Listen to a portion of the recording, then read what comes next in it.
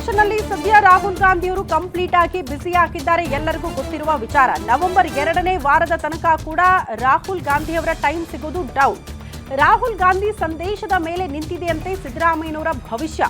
ಕಾಂಗ್ರೆಸ್ನಲ್ಲಿ ಹೆಚ್ಚುವರಿ ಡಿಸಿಎಂ ಆಗುವುದು ಕೂಡ ಕನ್ಫರ್ಮ್ ಅಂತ ಹೇಳಲಾಗ್ತಾ ಇದೆ. ಪುನರ್ರಚನೆ ಆಗುವುದು ಪಕ್ಕಾ ಅಂತ ಇದೆ ಸಿಎಂ ಮೂಲಗಳು. ಏನಾಗಬಹುದು ಅನ್ನೋದೇ ಸದ್ಯ ಇರುವಂತಹ ಪ್ರಶ್ನೆ. ಪುನರ್ರಚನೆ ಆದ್ರೆ ಹಿರಿಯ ಸಚಿವರಿಗೆ ಕೋಪ್ ಕೊಡೋದು ಕೂಡ ಫೇಕ್ಸ್, ಕೆಲ ಶಾಸಕರಿಗೆ ಸಚಿವ ಸ್ಥಾನ ಸಿಗೋದು ಕೂಡ ಫೇಕ್ಸ್. ಹಿರಿಯರು ರೆಬಲ್ ಆಗ್ಬಿಟ್ರೆ ಪಕ್ಷಕ್ಕೂ ಕೂಡ ಸಮಸ್ಯೆ ಆಗುತ್ತೆ. ಆ ಅಸಮಾಧಾನಗಳನ್ನ ಹೋಗಲಾಡಿಸೋದು ಕೂಡ ಅತಿ ದೊಡ್ಡ ಸವಾಲಾಗ್ಬಿಡುತ್ತೆ. ಇದೆಲ್ಲವನ್ನ ಕೂಡ ಚರ್ಚೆ ಮಾಡಿಯೇ ಅಂತಿಮ ನಿರ್ಧಾರ ಕೈಗೊಳ್ಳಬೇಕಾದಂತಹ ಅನಿವಾರ್ಯತೆಯಲ್ಲಿ ಕಾಂಗ್ರೆಸ್ನ ಹೈಕಮಾಂಡ್ ಕೂಡ ಇದೆ.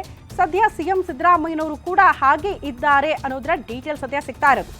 ಒಂದು ಸಿಎಂ ವಿಚಾರಕ್ಕೆ ಸಂಬಂಧಪಟ್ಟಂತೆ, ಸಿಎಂ ಕುರ್ಚಿ ವಿಚಾರಕ್ಕೆ ಸಂಬಂಧಪಟ್ಟಂತೆ ಚರ್ಚೆಗಳಾಗ್ತಾ ಇದೆ. ಬಟ್ ರಾಹುಲ್ ಗಾಂಧಿ ಅವರು ಯಾವ ವಿಚಾರಕ್ಕೆ ಅಸ್ತು ಅಂತಾರೆ ಅನ್ನೋದನ್ನ ಕಾಯ್ತಿದ್ದಾರೆ. ಅದರ ಜೊತೆಗೆ ಸಂಪುಟ ಸರ್ಜರಿಯ ವಿಚಾರಕ್ಕೆ ಸಂಬಂಧಪಟ್ಟಂತೆ ಕೂಡ ದೊಡ್ಡ ಮಟ್ಟದಲ್ಲಿ ಚರ್ಚೆ ಆಗ್ತಾ ಇದೆ.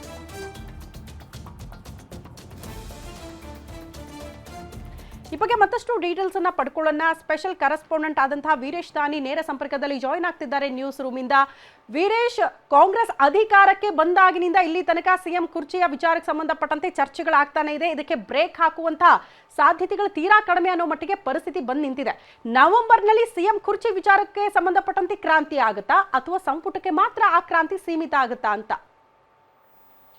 ಖಂಡಿತವಾಗಿಯೂ ಶ್ರುತಿ, ರಾಜ್ಯ ರಾಜಕಾರಣದಲ್ಲಿ ಈಗ ನವೆಂಬರ್ ಕ್ರಾಂತಿಯ ಮಾತುಗಳು ಸಾಕಷ್ಟು ಜೋರಾಗಿ ಕೇಳಿ ಬರ್ತಾ ಇರುವಂಥದ್ದು. ಆದರೆ ನವೆಂಬರ್ ಕ್ರಾಂತಿ ಆಗ್ತಾ ಇರೋದು ಅಧಿಕಾರ ಹಂಚಿಕೆ ವಿಚಾರಕ್ಕೆ ಆಗುತ್ತೋ, ಅಂದರೆ ಮುಖ್ಯಮಂತ್ರಿ ಬದಲಾವಣೆ ಆಗ್ತಾರೋ ಅನ್ನೋದು ಒಂದು ವಿಚಾರವಾದರೆ, ಇನ್ನೊಂದು ವಿಚಾರ ಸಚಿವ ಸಂಪುಟ ಪುನರ್ರಚನೆ ಆಗುತ್ತಾ ಅನ್ನೋದೇ ಸಾಕಷ್ಟು ಕುತೂಹಲಕ್ಕೆ ಕಾರಣವಾಗಿರುವಂಥದ್ದು.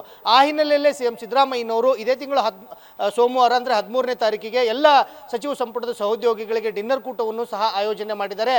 ಸಚಿವ ಸಂಪುಟದಲ್ಲಿ ಯಾರು ಇರ್ತಾರೆ, ಯಾರು ಕೋಕ್ ಆಗ್ತಾರೆ ಅನ್ನೋದ್ರ ವಿಚಾರಕ್ಕೂ ಸಂಬಂಧಿಸಿದಂತೆ ಆ ಡಿನ್ನರ್ ಸಭೆಯಲ್ಲಿ ಒಂದು ಕಡೆ ಚರ್ಚೆ ಆಗುವಂಥದ್ದು. ಇನ್ನೊಂದು ಕಡೆ ಸಿಎಂ ಸಿದ್ದರಾಮಯ್ಯನವರು ಸಚಿವರ ಜೊತೆಗೆ ಡಿನ್ನರ್ ಸಭೆ ಆದ ಬಳಿಕ ಹೈಕಮಾಂಡ್ ನಾಯಕರುಗಳ ಭೇಟಿಗೆ ಸಮಯಾವಕಾಶವನ್ನು ಸಹ ಕೇಳಿರುವಂಥದ್ದು.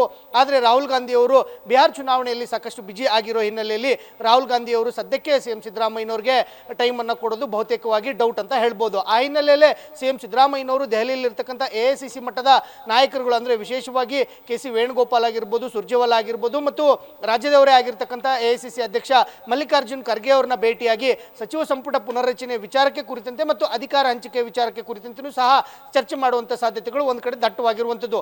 ಇನ್ನೊಂದು ಕಡೆ ಅಧಿಕಾರ ಹಂಚಿಕೆ ವಿಚಾರ ಆಗಲೇಬೇಕಾದಂಥ ಅನಿವಾರ್ಯತೆ ಬಂದರೆ ಸಿಎಂ ಸಿದ್ದರಾಮಯ್ಯನವರು ಯಾವ ರೀತಿಯಾದಂಥ ನಿರ್ಧಾರವನ್ನು ಕೈಗೊಳ್ತಾರೆ ಅನ್ನೋದು ಸಹ ಸಾಕಷ್ಟು ಕುತೂಹಲಕ್ಕೆ ಕಾರಣವಾಗ್ತಾ ಇರುವಂಥದ್ದು. ಆ ಹಿನ್ನೆಲೆಯಲ್ಲಿ ಸಿಎಂ ಸಿದ್ದರಾಮಯ್ಯನವರು ಇದೀಗ ಸಚಿವ ಸಂಪುಟದ ಸಹೋದ್ಯೋಗಿಗಳು ಮತ್ತು ಅವರ ಬೆಂಬಲಕ್ಕಿರ್ತಕ್ಕಂಥ ಎಲ್ಲ ಶಾಸಕರುಗಳ ಆತ್ಮವಿಶ್ವಾಸವನ್ನು ಗಳಿಸಲಿಕ್ಕೆ ಈಗ ಮುಂದಾಗ್ತಾ ಇರೋದು ಸ್ಪಷ್ಟವಾಗಿ ಗೊತ್ತಾಗ್ತಾ ಇರುವಂಥದ್ದು. ಶ್ರುತಿ.